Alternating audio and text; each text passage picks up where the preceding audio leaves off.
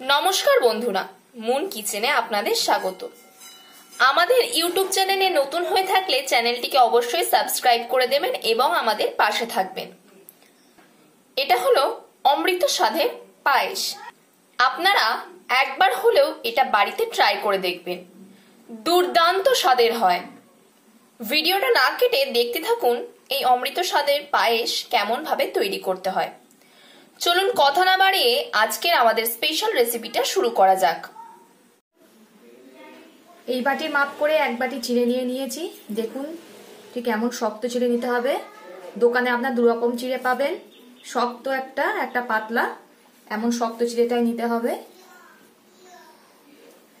একটা বড় বাটিতে চিড়েটাকে ঢেলে নিলাম। জল দিয়ে 2-3 বার ভালো করে ধুয়ে নেব, চিড়ের ভেতরকার নোংরাগুলো বেরিয়ে যাওয়ার জন্যে। জলটা ফেলে দেব, আরও একবার ধুয়ে নেব। চিড়েটা আমি ভালো করে 2 বার ধুয়ে নিয়েছি।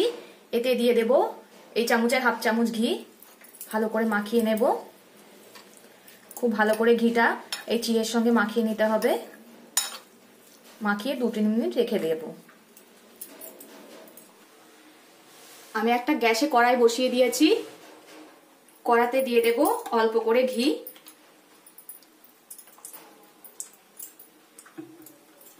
ঘিটা গরম হয়ে গেছে। এতে দিয়ে দেব কিশমিশ। কিশমিশটা খুব ভালো করে ভেজে নেব।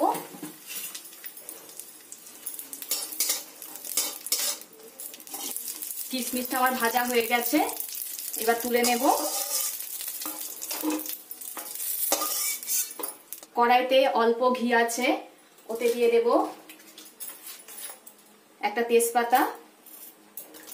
আমি এখানে 500 ml দুধ নিয়েছি, গরুর দুধ। এটাকে ভালো করে জাল দিয়ে নেব। দুধটাকে খুব ভালো করে জাল দিয়ে নেব। দুধটা আমার ভালো করে ফুটে ঘন হয়ে গেছে। এই সময় দিয়ে দিতে হবে যে চিড়েটা ঘি মাখিয়ে রেখেছিলাম, সেটা পুরোটাই এতে দিয়ে দেব।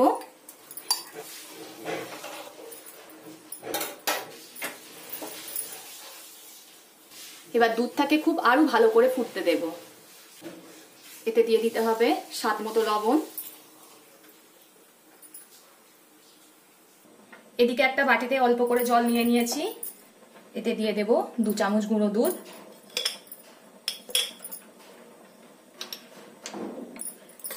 দুধটাকে ভালো করে গুলে নেব। দুধটা আমার খুব ভালো করে গুলে নিয়েছি, গুঁড়ো দুধটা।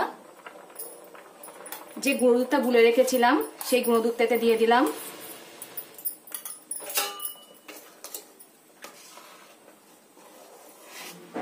এবার দিয়ে দিতে হবে বাতাসা। আপনারা চাইলে মিষ্টি বা চিনিও ব্যবহার করতে পারেন।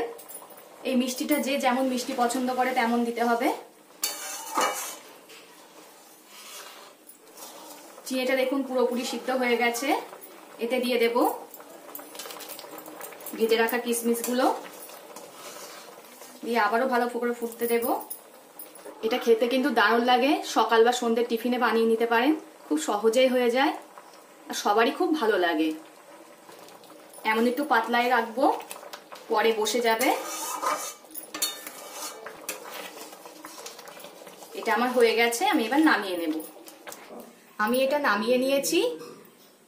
এটা কিন্তু দারুণ লাগে খেতে। আপনারা একবার হলেও বাড়িতে ট্রাই করে দেখবেন।